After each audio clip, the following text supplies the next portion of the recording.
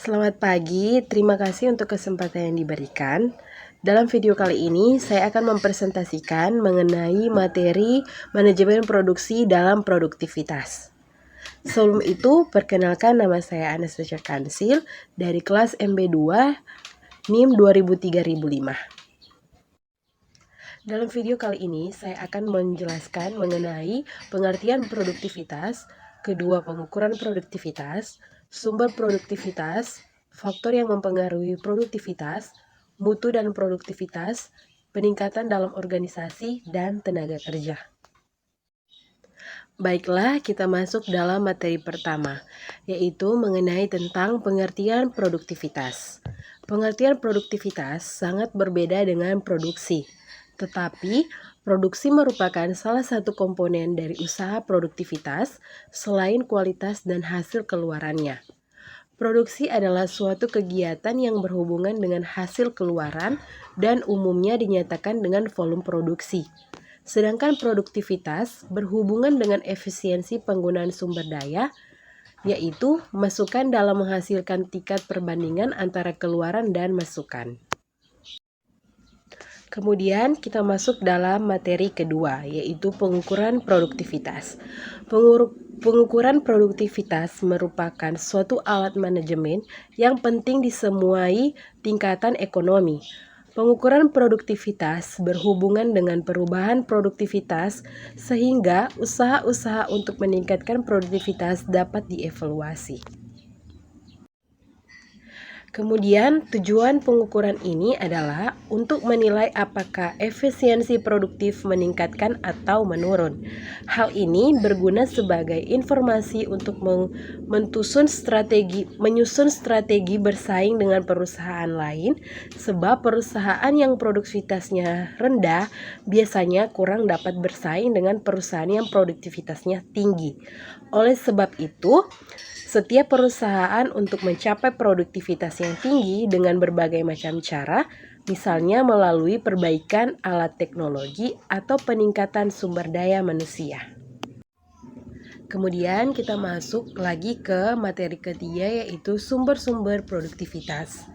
Dalam sumber-sumber produktivitas terdapat yang pertama yaitu penggunaan pikiran produktivitas kerja, yang dimana dikatakan tinggi apabila untuk memperoleh hasil yang maksimal dipergunakan cara bekerja yang paling mudah. Kemudian kedua, ada penggunaan tenaga jasmani. Produktivitas dikatakan tinggi bila mana mengerjakan sesuatu diperoleh hasil dan jumlahnya terbanyak dan mutu terbaik dengan tidak banyak menggunakan tenaga jasmani atau rohani. Ketiga yaitu penggunaan waktu. Semakin singkat jangka waktu yang dipergunakan untuk mencapai hasil terbanyak dan terbaik, menunjukkan semakin produktivitas pelaksanaan suatu pekerjaan. Kemudian keempat yaitu penggunaan ruangan. Pekerjaan akan produktif apabila sejumlah personil yang bekerja sama dalam melaksanakan pekerjaan ditempatkan dalam suatu ruangan yang berdekatan jaraknya untuk mondar-mandir lebih hemat. Kemudian kelima yaitu penggunaan material atau bahan. Suatu pekerjaan dikatakan produktif apabila penggunaan bahan atau material dan peralatannya tidak terlalu banyak yang terbuang dan harganya tidak terlalu mahal. Next, kita masuk dalam faktor-faktor yang mempengaruhi produktivitas. Banyak faktor lingkungan kerja yang mempengaruhi produktivitas, baik secara langsung maupun tidak langsung. Faktor yang berpengaruh secara langsung pada produktivitas adalah pengembangan teknologi, bahan baku, dan prestasi kerja pada pekerja sendiri. Sedangkan faktor yang berpengaruh tidak langsung atau faktor lingkungan meliputi yang pertama, faktor kemampuan kerja yang dipengaruhi oleh keterampilan dan pengetahuan kerja. Kedua yaitu faktor motivasi yang memberi pengaruh langsung pada prestasi kerja dan pekerja. Kemudian ketiga yaitu kondisi sosial pekerja, mendapatkan pengaruh dari keadaan organisasi baik yang formal maupun informal. Kemudian yang keempat, organisasi formal yang mempengaruhi kondisi sosial pekerja dapat berasal dari kondisi struktur organisasi, iklim kepemimpinan, efisiensi organisasi, kebijakan personalia, tingkat upah, evaluasi jabatan, dan lain-lain. Yang kelima ada organisasi informal. Perannya akan dipengaruhi oleh tujuan, keterikatan anggotanya, dan ukuran organisasi dalam informasi tersebut.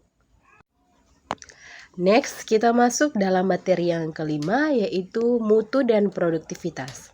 Hansen Mowen menjelaskan bahwa perbaikan mutu dapat meningkatkan produktivitas maupun sebaliknya. Sebagai contoh, apabila pengulangan kerja berkurang karena menurunnya unit produk cacat, maka lebih sedikit tenaga kerja dan bahan yang digunakan untuk menghasilkan output yang sama. Penurunan jumlah unit cacat memperbaiki mutu, sementara pengurangan jumlah input yang digunakan meningkatkan produktivitas. Next, kita masuk dalam materi yang keenam, yaitu peningkatan produktivitas dalam organisasi. Peningkatan produktivitas dapat dicapai dengan yang pertama, menggunakan semua masukan dalam jumlah yang lebih sedikit untuk menghasilkan keluaran dalam jumlah yang sama. Kemudian yang kedua, menghasilkan keluaran yang lebih banyak dengan menggunakan masukan yang sama. Upaya untuk meningkatkan produktivitas telah diklasifikasikan oleh John Inglis dan Anthony R.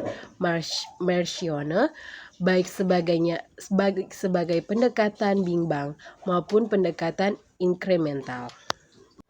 Kita masuk dalam materi yang terakhir, yaitu tenaga kerja. Tenaga kerja adalah setiap orang yang mampu melakukan pekerjaan baik di dalam maupun di luar hubungan kerja, guna menghasilkan barang atau jasa untuk memenuhi kebutuhan masyarakat. Tenaga kerja merupakan faktor produksi yang penting dan perlu diperhitungkan dalam proses produksi. Jumlah yang cukup bukan saja dilihat dari tersedianya tenaga kerja, tapi juga kualitas dan macam tenaga kerja.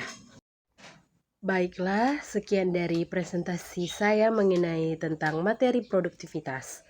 Terima kasih.